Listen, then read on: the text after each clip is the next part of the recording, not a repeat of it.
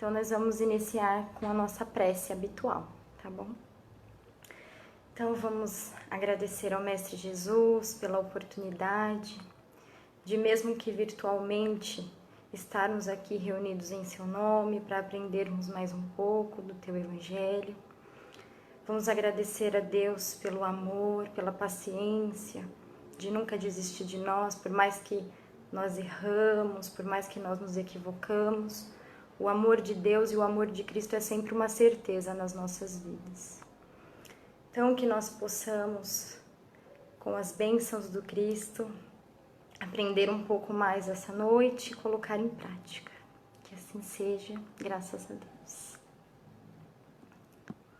Bom, então o tema que nós escolhemos para conversar um pouco hoje está na carta de Paulo aos Filipenses, quando ele diz: prossigo para o alvo.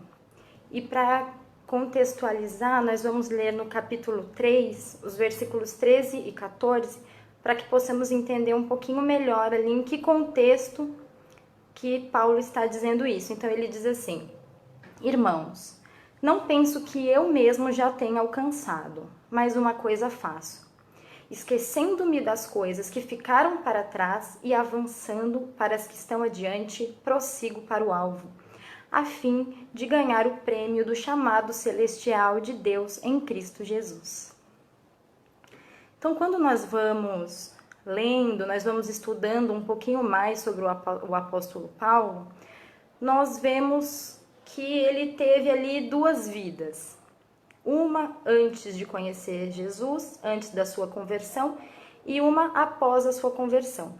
Então, antes de se converter, ele era um doutor da lei, ele era um homem muito jovem, mas já muito poderoso, rico e muito temido pelas perseguições que ele iniciou ali com os homens do caminho, os homens que seguiam Cristo.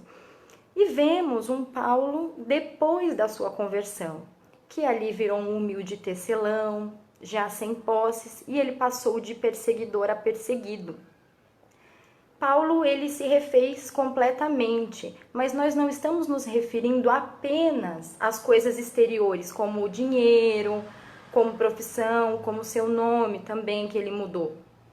Mas estamos falando da coragem que ele teve de mudar suas antigas crenças, de mudar, abandonar velhos conceitos, de deixar para trás o que socialmente, materialmente era correto naquela época. Quando Paulo ele se converte, ele inicia uma nova jornada, ele traça ali um novo caminho para a sua vida, ele traça um novo alvo. E nesse objetivo ele vai até o final da sua vida, porque Paulo ele sempre foi muito determinado. Ele sempre teve muita paixão nas coisas que ele fazia, isso faz parte da sua essência. E quando ele se converte ao Cristo, ele não deixa de ser essa pessoa determinada, essa pessoa apaixonada, mas ele direciona para o lugar certo, né? Ele direciona ali os seus talentos para o Cristo. Então Paulo, ele teve coragem de, em uma vida, viver duas vezes. Nós vemos essa coragem em Paulo. E quanto a nós já tivemos essa coragem de definir Cristo como nosso verdadeiro alvo?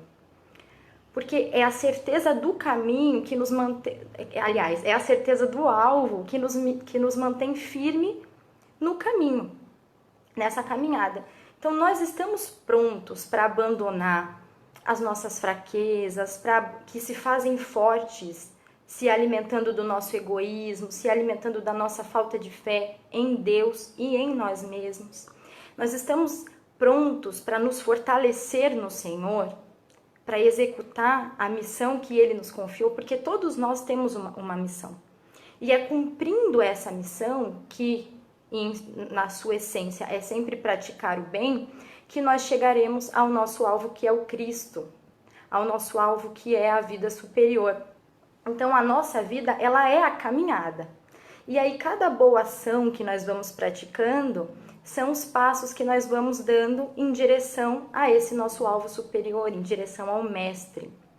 E para isso é essencial que nós deixemos de procurar por nós mesmos, né? Que nós deixemos de lado os nossos antigos interesses, que na maioria das vezes são interesses egoístas, e é essencial que passemos a procurar por Jesus.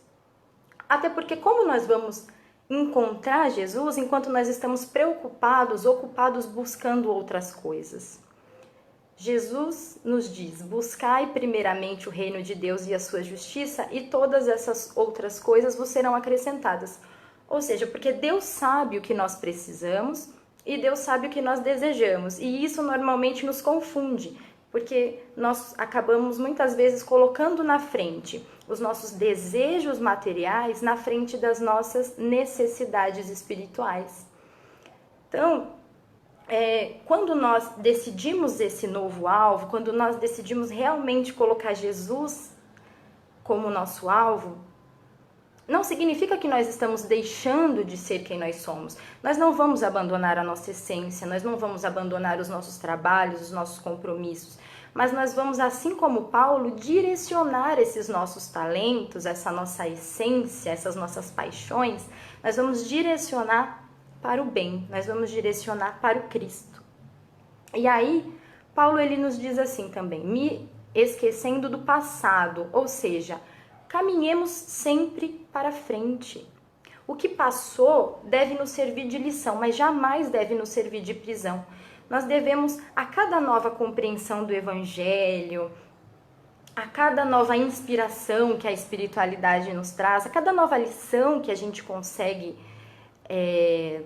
entender, nós devemos nos renovar, nós devemos renovar as nossas atitudes, nós devemos renovar os nossos pensamentos e as nossas ações, porque um novo homem, ele não se faz só através de uma nova encarnação. O novo homem, ele se faz através da humildade de se perceber. Então, a gente precisa fazer esse movimento interno, entendendo quem nós somos, o que eu tenho feito, porque aí nós vamos conseguir nos modificar.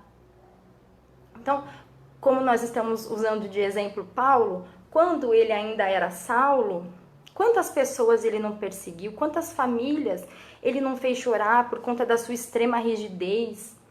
Não foi ele o responsável pela injusta acusação e morte de Estevão, simplesmente porque ele não concordava com a fé que Estevão professava. Então Saulo ele errou muito, mas quando ele se dá conta do seu erro, ele se arrepende e ali ele passa a seguir Jesus, ele passa a seguir Jesus até o seu último suspiro na terra. E ainda o segue, claro, como um servidor fiel do bem. Mas ele não passou a sua vida se lamentando. O que ele fez, o que ele poderia ter feito. Ele aproveitou ali o que ele tinha. Então ele aproveitou o tempo que ele tinha, a saúde que ele tinha, as possibilidades que ele tinha e fez o seu trabalho da melhor forma possível, sem descanso. E isso não significa que ele não entendia e não compreendia, né? Não tinha se arrependido daquilo que ele tinha feito. Ele tanto entendia que ele se arrependeu. Porque enquanto nós não temos esse movimento interno, né, de olharmos para nós e vermos o que nós estamos fazendo de errado, não tem como a gente se arrepender. Então, Paulo se arrependeu, muito espiou, né, muito realmente padeceu ali pelo nome de Jesus, mas ele foi muito além disso. Ele pegou tudo que ele sabia, tudo que ele podia e usou para conseguir avançar, para conseguir dominar os seus impulsos, para conseguir ir além das suas limitações. Até quando ele desencarna, ele está ali sentado e aí ele percebe que novamente a cegueira lhe tomou conta da visão. E aí ele está meio desnorteado, mas ele começa a lembrar de Jesus, ele começa a lembrar de Ananias, e ele vai recobrando forças, ele levanta pensando que um homem precisa servir a Deus ainda que tateando em densas trevas. Então Paulo ele tinha essa meta de servir a Deus tão bem definida no seu coração que nada era capaz de tirá-lo desse dever, dessa alegria de servir, nem mesmo a morte. Porque ele entendeu o compromisso que ele tinha com Cristo, ele entendeu as responsabilidades que ele tinha e ele entendeu que aquele realmente era o caminho que ele queria seguir. Ele tinha plena convicção de era aquilo que lhe fazia bem, que lhe fazia feliz. Então ele colocou Cristo num lugar tão especial no coração dele que nenhuma circunstância seria capaz de tirar ele do foco. Então, quando nós decidimos verdadeiramente caminhar com Jesus, quando nós priorizamos essa nossa união, nada vai nos tirar do caminho. Não importa quantas pedras a gente vai encontrar durante o caminho, porque quando nós traçamos essa meta, não é que os problemas vão embora. Os problemas, eles não vão embora, mas nós entendemos, nós conseguimos ver nos problemas oportunidades de aprendizado. E quanto mais nós aprendemos, mais coisas boas nós conseguimos fazer. E aí, quanto mais coisas boas nós vamos fazendo, nós vamos avançando ali na direção do nosso alvo. Então, se nós juntarmos a nossa vontade de trabalhar, a nossa vontade de fazer o bem, com o amor de Deus por nós com certeza vamos conseguir enfrentar todas as adversidades do caminho. Paulo, nessa mesma carta, no capítulo 2, no versículo 13, ele diz assim: porque Deus é o que opera em vós, tanto o querer como o efetuar, segundo a sua boa vontade. Então, o nosso passado, ele não pode nos limitar, os nossos erros, eles não podem nos limitar, mesmo que nós acabamos de ter errado, mesmo que a gente tenha errado agora.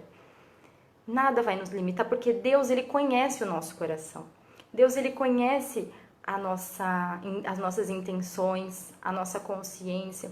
Então, se a nossa vontade de acertar, se a nossa vontade de encontrar esse alvo for maior do que os nossos erros, do que o nosso egoísmo, Deus vai nos apresentar diversas formas de colocarmos esse amor, esse trabalho em prática. Basta prestarmos atenção ali no dia a dia, porque sempre essas oportunidades aparecem. Precisamos apenas ter essa boa vontade do trabalho, porque Deus, ele não grita. Deus, ele não compete com a nossa vaidade. Deus, ele propõe. E aí cabe a nós querermos trabalhar ou não. Então, enquanto nós estivermos vivos, nós vamos ter diversas oportunidades de trabalho. E estaremos vivos sempre, porque somos espíritos eternos. Então, nós sempre teremos chances. Todo tempo é um tempo de renovação. Então, nós não podemos nos prender à desculpa de que somos muito novos ou somos muito velhos, porque Deus concede o tempo para todo mundo igualmente. Né? Estejamos encarnados ou desencarnados, porque desencarnados nós também conseguimos continuar trilhando esse caminho aí para o nosso alvo. Então, as oportunidades, elas não cessam jamais. Portanto, o problema não é o tempo, e sim o que eu estou fazendo com o tempo que Deus me confiou, que Deus me concedeu. Emmanuel, no livro Caminho, Verdade e Vida, ele comenta um versículo de Paulo que diz assim, um versículo de Paulo, a carta aos Romanos, que diz assim: aquele que faz caso do dia, para o Senhor o faz. E aí, nesse livro Caminho, Verdade e Vida, no primeiro capítulo, que chama O Tempo, Emmanuel diz assim: é lógico que todo homem conte com o tempo, mas se esse tempo estiver sem luz, sem equilíbrio, sem saúde e sem trabalho, não obstante a oportunidade da indagação, importa considerar que muitos raros são aqueles que valorizam o dia, multiplicando-se em toda parte as fileiras, os que procuram aniquilá-lo de qualquer forma. Ou seja, todos nós temos tempo, mas aqui Emmanuel está nos falando dos irmãos que querem aniquilar o tempo, que querem matar o tempo, como se o tempo fosse um inimigo, como se o tempo não fosse uma dádiva preciosa, uma oportunidade de progresso, de conhecimento.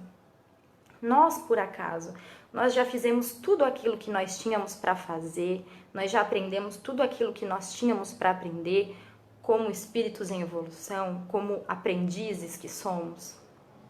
Nós já conhecemos inteiramente e verdadeiramente Jesus, a ponto de saber tudo o que nós precisamos fazer, como nós devemos agir seguindo os santos exemplos do Mestre.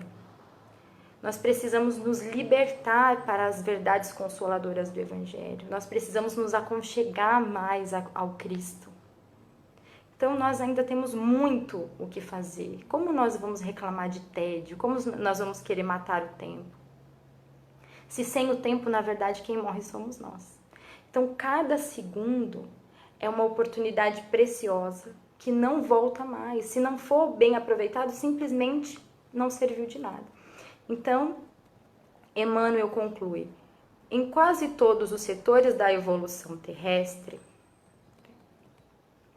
vemos o abuso da oportunidade complicando os caminhos da vida. Entretanto, desde muitos séculos, o apóstolo nos afirma que o tempo deve ser do Senhor. Então, tudo que nós fizermos deve ser em benefício do Espírito. Tudo que nós fizermos deve ser pensando em Jesus. Será que Jesus faria isso? Será que Jesus seguiria por esse caminho? Porque Ele é nosso mestre, Ele é nosso guia, nosso modelo. Então nós devemos pensar nele nos mínimos detalhes, porque às vezes é nos detalhes que a gente se perde. E isso não é fanatismo, isso é entender que nós somos espíritos, que nós estamos aqui para aprender, para evoluir e que cada atitude conta. Nós precisamos sair dessa encarnação melhores e sabendo mais do que quando nós iniciamos ela. E isso não significa que nós não podemos mais nos divertir, que nós não podemos ler outras coisas que não sejam o Evangelho. Paulo mesmo nos diz: examinai tudo e retém o bem. Então nós podemos reter o bem de um filme, nós podemos reter o bem de uma conversa.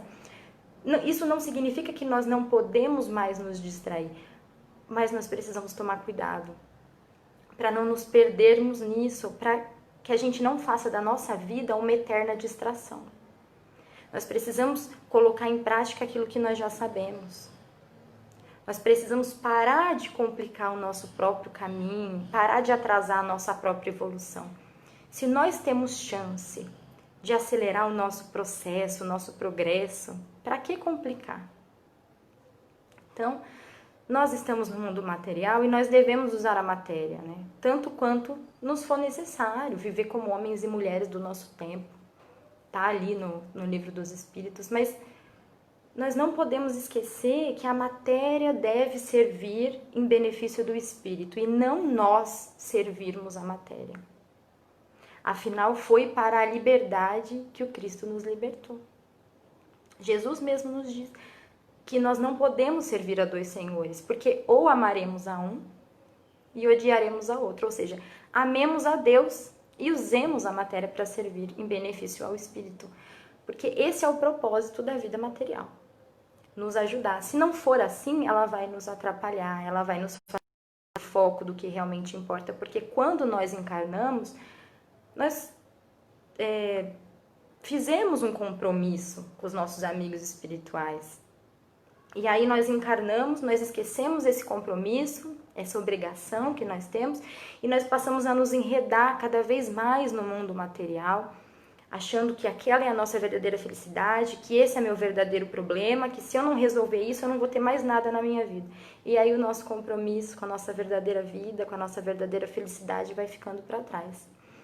Então nós precisamos nos focar no que realmente importa. E servir a Deus é o que realmente importa. Avançar para o alvo é o que realmente importa. Tudo aquilo que alguém pode nos roubar, tudo aquilo que alguém pode nos tirar, é porque simplesmente não é nosso. Inclusive o nosso corpo, uma hora ele acaba. Não é nosso. Então nós precisamos usar da melhor forma possível. Conquistas espirituais são eternas, porque nem mesmo a morte pode nos tirar. E o que muito nos atrasa em direção ao nosso alvo é que nós estamos esquecendo quem nós somos. E nós somos espíritos. A Terra, ela é uma escola, ela não é um passeio. Nós nos esquecemos disso e aí nós vamos sofrendo porque nós vamos perdendo grandes oportunidades de transformação. A caminhada com Cristo, ela deve ser constante, ela deve ser a todo momento. Nós não podemos ter como alvo essa comunhão com Deus só quando nós estamos dentro de uma igreja, só quando nós estamos dentro de uma casa espírita, porque nós somos filhos de Deus todo momento. Então nós precisamos agir como filhos de Deus em todos os lugares.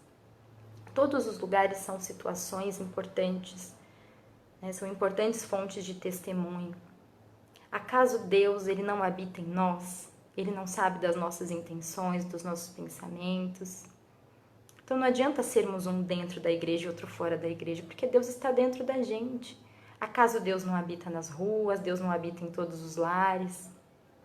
Como nos disse o profeta Isaías, e aí nos relembra Estevão, quando ele é preso, e ele está lá no Sinédrio, ele nos diz: o céu é o meu trono, e a terra é estrado dos meus pés. Que tipo de casa me edificareis, diz o Senhor? Ou qual o lugar do meu repouso? Porventura a minha mão não fez todas essas coisas? Ou seja, Deus ele não habita em lugares feitos por mãos humanas. Deus ele está em todos os lugares. Deus ele está em nós.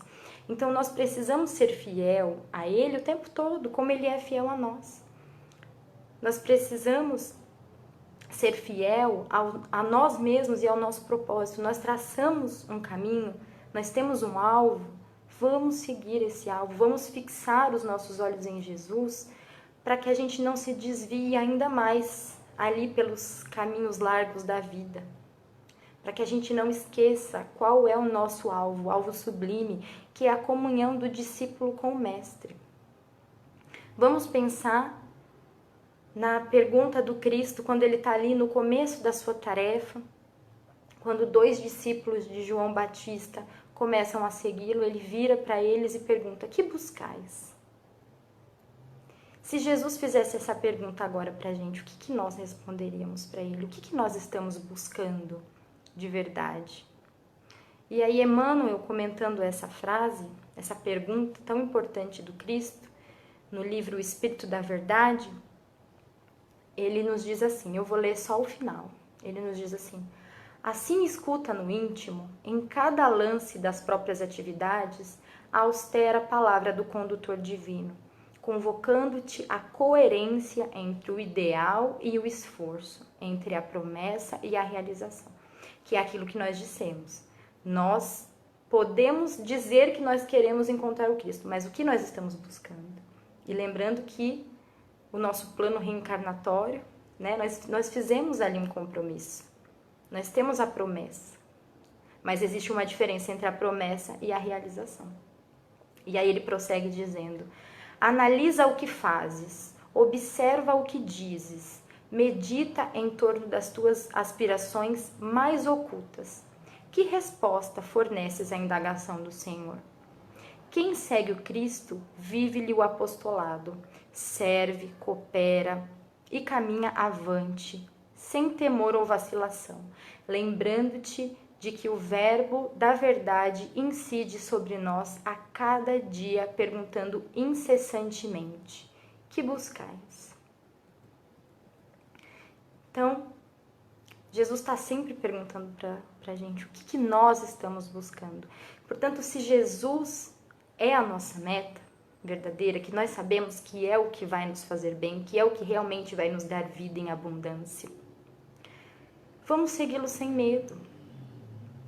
Vamos dar o melhor de nós mesmos, porque nós somos capazes.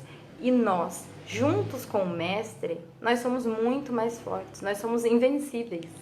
Nós precisamos ter essa boa vontade, esse entendimento de que realmente é seguindo o Mestre que nós vamos encontrar a verdadeira felicidade. O caminho até o alvo, ele não é fácil, mas nós nunca estivemos sozinhos. Nós temos conosco amores incalculáveis. Nós temos conosco o Cristo, que é nosso irmão, e nós temos conosco Deus, Criador de tudo, que é o nosso Pai. Então, vamos em frente, porque nós realmente não estamos sozinhos. E aí, para finalizar, com uma frase que eu achei muito bonita de Emmanuel, que ele nos diz assim: vive com Jesus, na intimidade do coração. Não te afaste dele em tuas ações de cada dia, e o livro da tua vida converter-se-á num poema de felicidade e num tesouro de bênçãos. Bom, meus amigos, é isso.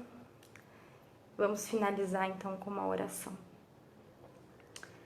Mestre Jesus, gostaríamos de te agradecer pela oportunidade de mais uma vez, ainda que virtualmente, estarmos reunidos em seu nome, conversando, estudando sobre o seu Evangelho, sobre as suas palavras de vida eterna. Que nós conseguimos, Senhor, ter coragem, ter força para sempre seguir na tua direção. Nós sabemos que você é o bom pastor que dá a vida pelas suas ovelhas e que não abandona nenhuma delas. Obrigada, Senhor, por tanto amor, por tanta dedicação, e que nós tenhamos força de nos dedicar também a nós, ao próximo. Cuida, Senhor, e guia cada um dos trabalhadores do Irmã Mileide, que amanhã completa 29 anos. Que possamos servir cada vez mais com mais amor, com mais fé. Que não nos falte serviço, que não nos falte boa vontade e dedicação para esse serviço. Então, bendito Criador que nos colocou no mesmo caminho. Obrigada a todos, meus irmãos, pela oportunidade. E amanhã nós teremos a live às 8 horas com o nosso irmão Carlos Lima, contando um pouquinho da história da nossa abençoada casa. Muito obrigada a todos. Boa noite, até a próxima.